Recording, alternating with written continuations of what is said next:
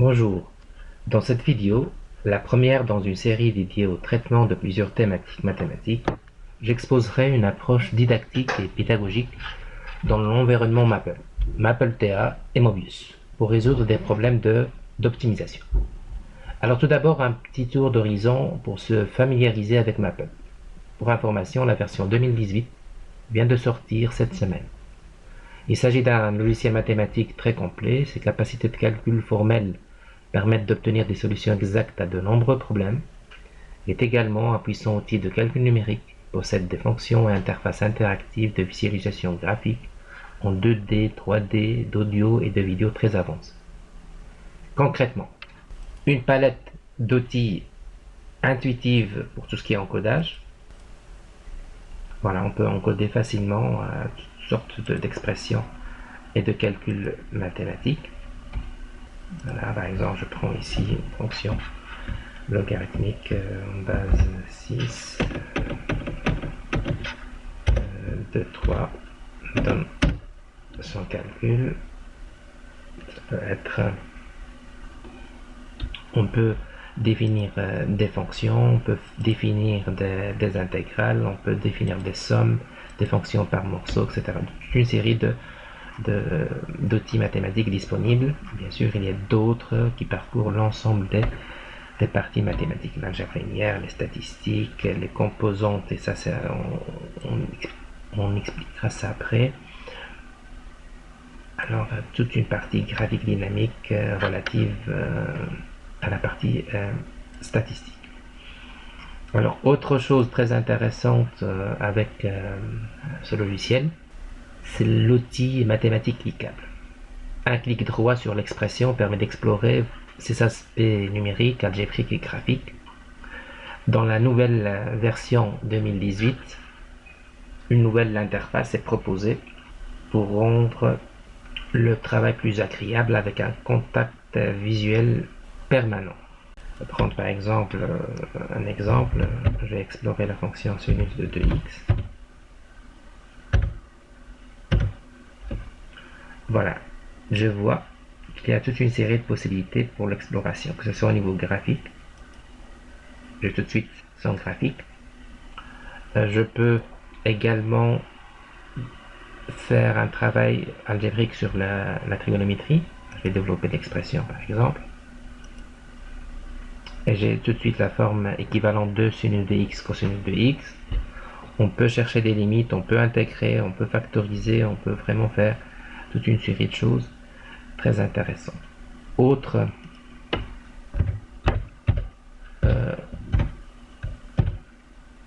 aspect intéressant, c'est le lien entre l'aspect algébrique et le graphique. Je prends par exemple cette fonction toujours, je vais chercher son graphique en 2D, je vais chercher sa dérivée. Alors je vais respecter la syntaxe Maple qui est une syntaxe intuitive, diff pour différentiel. La fonction en jeu c'est sinus de x par rapport à la variable en jeu qui est x, et j'ai sa dérive. Alors je peux glisser l'expression dans la courbe et j'ai encore une fois une combinaison de graphiques. Voilà pour cette partie mathématique cliquable. Alors un autre outil intéressant qui permet de vérifier un résultat, de détailler un concept, c'est l'outil tuteur. Alors pour accéder à cet outil, tuteur, encore une fois toute une série de catégories disponibles. Voilà, des équations différentielles, de l'algèbre linéaire, de l'analyse numérique, pré-calcul, des statistiques, de calcul vectoriel. Je prends par exemple ici, alors je vais m'intéresser à la partie méthode de différenciation si je veux dériver. Par exemple ici par défaut c'est la fonction x sinus de x, mais ça peut être autre chose, cosinus de x, et je vais demander le développement. Donc prochaine étape, je vois que la règle de produit est appliquée. Alors bien sûr je peux avoir toutes les étapes en un seul temps. la variable x, etc. Donc voilà, il y a toute une série d'outils qui vont aider l'apprenant à être autonome et à la limite vérifier son travail. Alors il y a un autre outil, l'outil tâche. C'est un peu le même principe. Voilà, je vais prendre par exemple ici calculer une dérivée par rapport à la définition. Alors je vois tout de suite qu'il y a un cadre qui s'installe. Voilà, il faut signaler que c'est un logiciel donc, en anglais par défaut, mais on peut toujours agir sur le code pour chercher le français. Alors par exemple ici c'est la fonction x, ça peut être x carré, le a, voilà, j'ai le delta f sur delta x, je peux simplifier cette écriture, et je peux dériver, et j'obtiens la dérivée en af' de a qui est tout simplement 2a. Encore une fois, on peut multiplier les exemples dans ce sens. Un autre outil très intéressant, très puissant, ce sont des math apps, des applications mathématiques préprogrammées qui parcourent plusieurs champs mathématiques et scientifiques qui permettent une exploration approfondie d'un concept. Alors je note qu'agir sur le code pour changer la langue de l'interface de l'application est facilement réalisable. Alors pour une math apps, encore une fois dans les outils, je vais chercher math apps. Alors j'ai toute une série de catégories. Par exemple, je vais prendre la partie analyse. Je vais chercher par exemple cette application d'intégrale.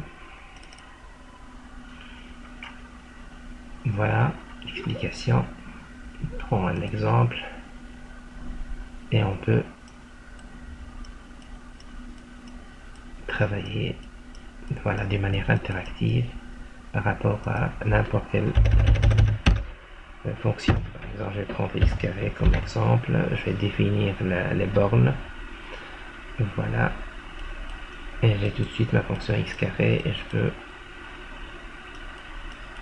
interagir avec l'application. Plusieurs exemples, voilà. Non, ça peut être autre chose encore une fois.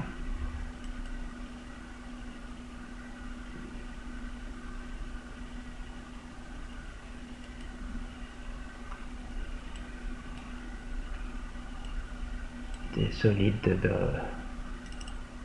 Voilà, je prends...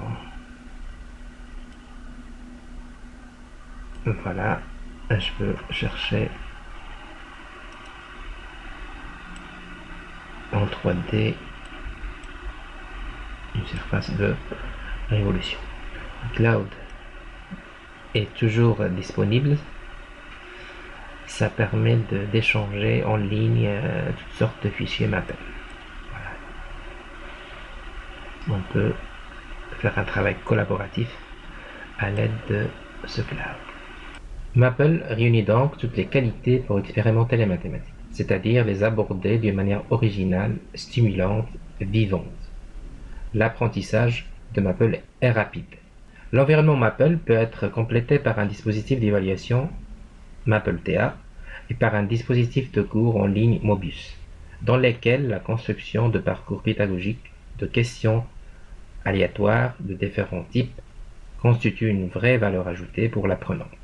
Le MapleTA colle parfaitement avec l'idée d'un dispositif RCD, le dispositif remédiation, consolidation, dépassement, valorisé dans le pacte pour un enseignement d'excellence. Pourra également être un outil performant pour la pratique de pédagogie nouvelle dont les classes inversées sont un exemple. Ils feront objet de mes prochaines vidéos.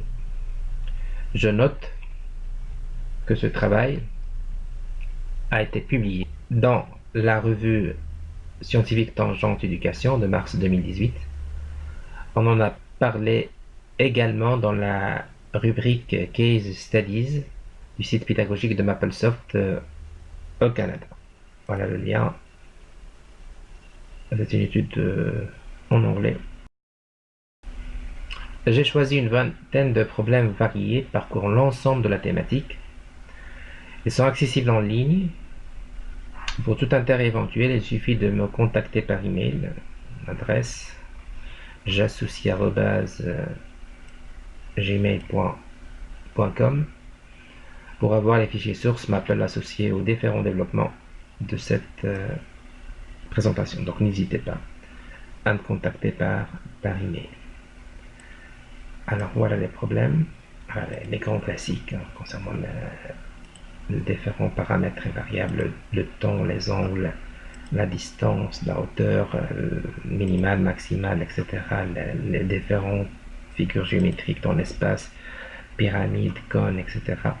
Donc on a toute une série vraiment très complète par rapport au problème. Pour gagner au niveau de temps, j'ai choisi le problème numéro 5 comme fil conducteur de ma présentation. Quelles sont les dimensions d'un cylindre de volume maximal que nous pouvons inscrire dans une sphère de rayon 4? Loin d'être figée, la structure que je propose dans cette présentation vise une exploration pédagogique des différents environnements de notre logiciel Mappa. On pourra par exemple effectuer un travail en distanciel ou en présentiel selon le schéma suivant. Un travail préliminaire autour des cylindres et des sphères. Par exemple, insérer une vidéo qui rappelle une formule concernant cette notion de solide engendré par une rotation. Voilà, une deuxième concernant le patron de notre cylindre.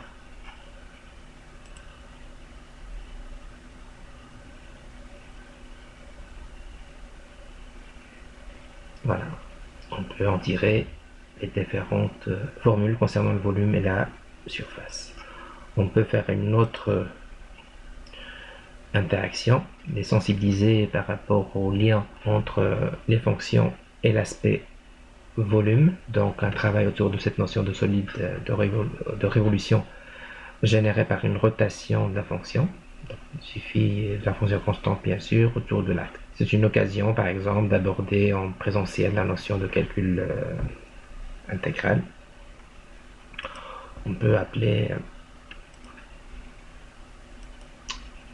un MATLABS.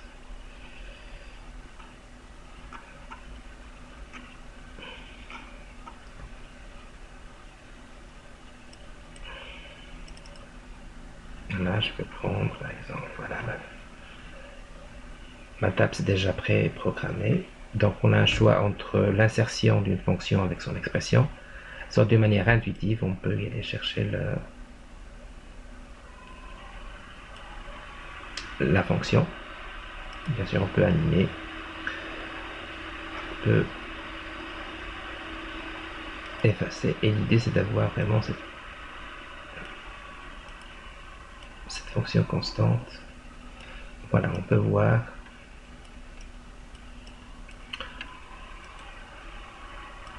en 3D cette figure. Comme je l'ai dit, c'est une occasion d'aborder cette notion de calcul. On peut encore trouver le lien interactif entre les sphères et les cylindres. Encore une fois, on va appeler une autre application mathématique, toujours dans la catégorie calcul intégral. Donc, approcher d'une manière interactive le volume d'une sphère par des cylindres, c'est une occasion d'aller aborder des notions telles que les limites, la convergence des suites, etc. Alors, je cherche, par exemple, voilà. Voilà. Alors, on va multiplier les cylindres. Et on voit bien qu'il y a une convergence vers une figure géométrique de type sphère partant de cylindres. On pourra également rappeler quelques propriétés géométriques, les triangles semblables par exemple, qui sont souvent utilisés dans les problèmes d'optimisation. Alors voilà, par exemple, j'ai construit ici 3 animations. Voilà, je peux lancer l'animation, je peux contrôler l'animation, je peux contrôler notre animation avec un curseur, etc. Donc tout ça est facilement réalisable avec les outils interactifs de Maple. Je reviens à mes problèmes d'optimisation. Alors, créer plusieurs figures mobiles en 3D contrôlées par les différentes variables du problème, dans ce cas la hauteur et le rayon, peuvent améliorer la perception spatiale vraiment de ces représentations. Donc ça, c'était notre problème fil conducteur. Voilà par exemple première animation. Je vais contrôler la variable hauteur. Voilà. Le cylindre inscrit qui bouge. Deuxième animation avec la deuxième variable qui est le rayon. C'est un peu le même principe. C'est le rayon noté ici X qui bouge. Alors pour le reste, ce travail reste faisable, hein, donc pour les différents problèmes. Par exemple ici c'était un problème de distance de voiture et de vitesse. Voilà, on peut imaginer plusieurs situations qui parcourent l'ensemble des thématiques. Voilà, de toute façon, je peux toujours envoyer des fichiers source Maple avec les constructions déjà faites. Il y a toute une série de problématiques qui ont été traitées d'une manière dynamique. On pourra également faire un travail de tâtonnement concernant les tableaux de valeurs. On va associer des figures dynamiques à un tableau de valeurs en contrôlant d'une manière interactive les variables du problème. Dans ce cas, la hauteur et le rayon. L'apprenant sera dans la capacité d'approcher numériquement les solutions optimales. Voilà, par exemple ici, c'est un tableau de valeurs avec un contrôle sur la hauteur. Voilà, toujours l'idée de garder le contact visuel avec la figure. En même temps, on voit un tableau de valeurs qui se construit. Donc on peut faire bouger vraiment le curseur et on a des valeurs qui se mettent en place. Donc ça, c'était le travail sur la hauteur. Faire la même chose mais par rapport au rayon. Voilà, c'est encore une fois construire d'une manière interactive un tableau de valeurs. Bien sûr, on peut effacer des lignes, on peut insérer d'autres, etc. Donc tout ça est faisable. L'analyse complète de là où des fonctions d'optimisation, domaine de définition, dérivés, monotonie, point remarquable, courbe, est possible quelle que soit la forme de la fonction. Soit en appelant les commandes Maple, pour l'apprenant familier avec le logiciel, soit par le processus intuitif des mathématiques cliquables, pour l'apprenant néophyte. Ne pas oublier encore une fois que l'outil tuteur permet de vérifier ces différents résultats en toute autonomie. Par exemple, si je prends ici un développement mathématique par rapport à un contrôle sur la première variable qui était la hauteur, on peut faire un travail de modélisation classique pour chercher le lien entre les différentes variables du problème. On peut mettre des notations en place, on peut chercher les formules par Pythagore, on peut isoler des variables en fonction des autres, etc. Donc tout ça est possible. Pour trouver la fonction, dans ce cas on la définit comme étant la fonction v. Sur cette fonction, on peut faire un travail, que ce soit au niveau fonction associée, par exemple v de h, v de 3, v carré, v puissance, la factorisation, le développement, tout ça est possible. Encore une fois, soit au niveau mathématique cliquable, dans cette région-là de l'interface, soit en insérant tout simplement les commandes classiques. De la même façon, on peut définir la fonction première dérivée, deuxième dérivée, dérivée seconde, et on peut faire un travail de résolution d'équations et d'inéquations pour éventuellement les racines et le tableau de signes de la fonction. Par exemple, ici, on trouve facilement, suite à ce développement mathématique, un tableau de variation qui indique le point remarquable. Voilà, on arrive à notre point optimal. Ici, l'image de ce point optimal, on peut le calculer facilement. On peut aller vers un test de la dérivée seconde. On peut faire, encore une fois, des explorations graphiques, soit avec des commandes Maple. Par exemple, ici, je demande à Maple de me donner la courbe simultanée de la fonction et de sa fonction dérivée. On peut voir la fonction v, la fonction v'. Voilà, on arrive à ce point optimal monotonie, la dérivée positive, décroissance avec une dérivée négative, etc. Avec des mathématiques cliquables, voilà, il suffit d'agir sur la fonction, prendre la fonction, et on a toute une série d'outils qui sont disponibles par rapport à l'expression. Voilà, on arrive à la même chose. On peut encore une fois animer par exemple la courbe, voilà la fonction V, et je vais animer la courbe soit automatiquement, la courbe V', soit d'une manière manuelle.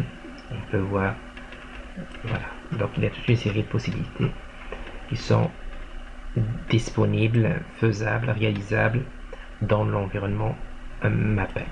Alors deuxième chose qui est intéressante, c'est plutôt le choix d'agir sur la deuxième variable qui était le rayon. Alors le choix d'agir sur le rayon de ce cylindre génère une fonction un peu compliquée que j'ai notée Tx. Voilà, de la même façon. Voilà. Ça c'est la fonction Tx. À ce stade de notre développement, un regard critique sur les approches existantes qui utilisent d'autres logiciels s'impose. En effet, devant des situations similaires, la plupart des manuels et documents d'accompagnement pédagogique stoppent net l'exploration. Voilà, parce que la fonction est compliquée, on n'arrive pas à l'étudier analytiquement d'une manière efficace et rapide. Alors, plusieurs pistes alternatives facilement explorables avec Mappel sont possibles. Par exemple, élever la fonction au carré et vérifier graphiquement, analytiquement bien sûr, que son maximum a lieu au même point que le maximum de sa fonction d'origine. C'est très intéressant comme approche. Effectivement, la fonction Tx est compliquée, mais la fonction T carré est une fonction polynomiale, facile à manipuler, facile à résoudre. Voilà, on peut vérifier qu'on arrive au même point optimal. Donc l'idée de travailler T carré dans ce cadre-là reste pratique. Le graphe d'une fonction est souvent perçu comme un objet statique. Son lien avec un phénomène n'est pas toujours facile à établir pour l'apprenant. La panoplie de composants interactifs Mappel permet d'agir interactivement sur les différentes variables du problème pour illustrer simultanément plusieurs notions. Par exemple, la tangente au niveau de la fonction d'origine, le signe au niveau de la première dérivée, la concavité au niveau de la dérivée seconde. Voilà, par exemple, si je prends mon exemple, problème numéro 5, si je fais une synthèse visuelle, donc c'est la variable hauteur qui est contrôlée. Donc j'ai en première colonne l'animation dynamique, en deuxième la fonction d'origine, en troisième la fonction dérivée première. Bien sûr, je peux ajouter une autre colonne avec une dérivée seconde. Et l'idée, c'est de garder un contact visuel entre les différents aspects de ce problème-là. Voilà, on voit bien que la hauteur bouge, la fonction et la fonction dérivée. L'idée, bien sûr, si on travaille la même chose avec un contrôle sur la deuxième variable, l'idée c'est d'arriver au même point, mais bien sûr avec des fonctions différentes. Donc la tangente, bien sûr, quand il arrive ici, bon, la pente, donc la tangente est horizontale. Ici, en principe, c'est la racine qui est égale à 0 ici. Alors, pour le travail d'une manière autonome, l'ensemble des problèmes est nécessaire bien sûr à l'apprenant pour la maîtrise de cette matière. Les plateformes MappleTA Mobius proposent un environnement adapté à la construction de parcours pédagogiques dirigés et évaluables, avec des rétroactions, feedback simples ou attributionnels. On pourra donc aisément amener l'apprenant à construire lui-même toute une série d'animations avec leur synthèse visuelle. J'exposerai ce potentiel MappleTA et Mobius dans mes prochaines vidéos. Alors par exemple, voilà toute une série de synthèses visuelles concernant les différents problèmes, voilà, abordés dans cette présentation.